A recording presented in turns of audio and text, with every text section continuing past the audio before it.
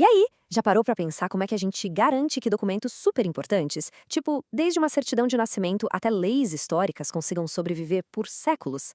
Pois é, hoje a gente vai mergulhar nesse universo fascinante da preservação de documentos. E para nos guiar, vamos usar um material de estudo super detalhado que mostra todas as estratégias e os desafios de proteger a nossa memória registrada.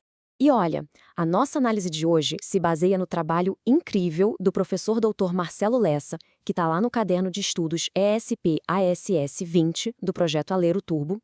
A gente vai usar toda essa expertise para transformar uma teoria que parece meio densa, sabe, em um conhecimento bem claro, bem estratégico, sobre como proteger informações que são valiosíssimas. O nosso caminho aqui vai ser bem direito e focado. Primeiro, vamos construir a base, o alicerce, entendendo os conceitos que são chave. Depois, a gente entra no campo de batalha de hoje em dia, que é a digitalização e as suas leis. Aí, vamos ver como tudo isso cai na prova, na prática, analisando questões da FGV. E para fechar com chave de ouro, um resumo com os pontos mais importantes. Bora lá? Certo, vamos começar pela base de tudo, que o professor Lessa chama de a tríade da proteção.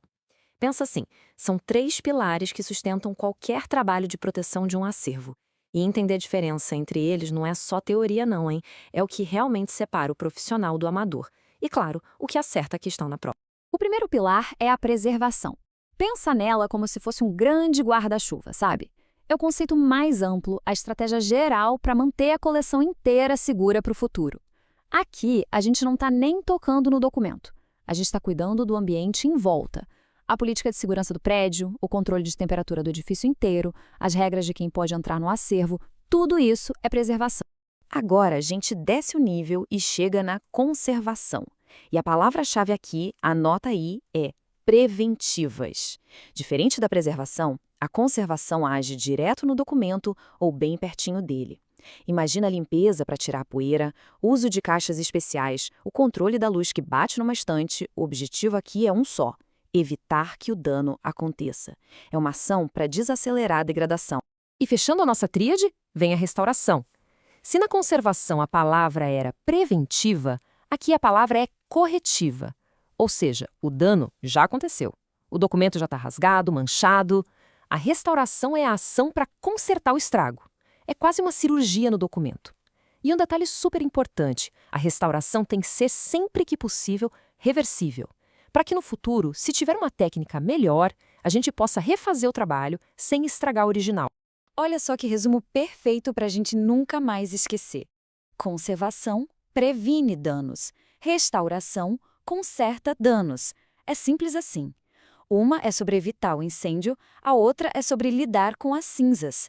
Uma é proativa, a outra é reativa. Entender isso é meio caminho andado.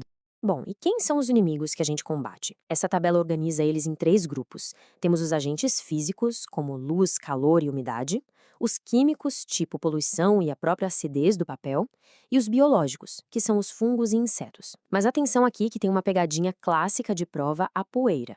Onde ela entra? Na verdade, em 2 lugares. Ela é um agente físico, porque arranha o papel, e também é um agente químico, porque carrega poluentes. Fica de olho nisso. Beleza. Com essa base sólida, vamos agora para o campo de batalha moderno, o mundo digital. Aqui, as regras ficam ainda mais específicas, a tecnologia entra com tudo e a legislação é a grande protagonista. Aqui a gente compara 2 tecnologias essenciais. De um lado, a digitalização.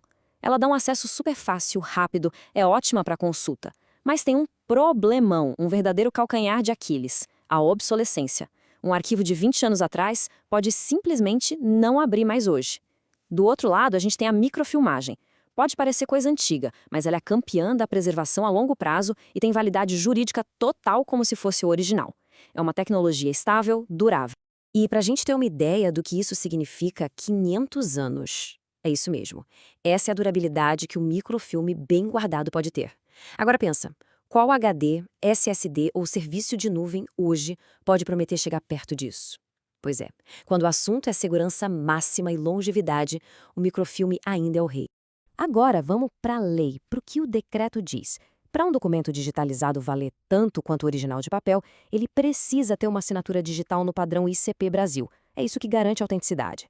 Com essa assinatura, Documentos administrativos, do dia a dia, podem até ter seus originais em papel eliminados, mas, e aqui vem a regra de ouro, a mais importante de todas, documentos de valor histórico, aqueles que contam a nossa história, esses nunca, em hipótese alguma, podem ser eliminados. O original em papel é sagrado.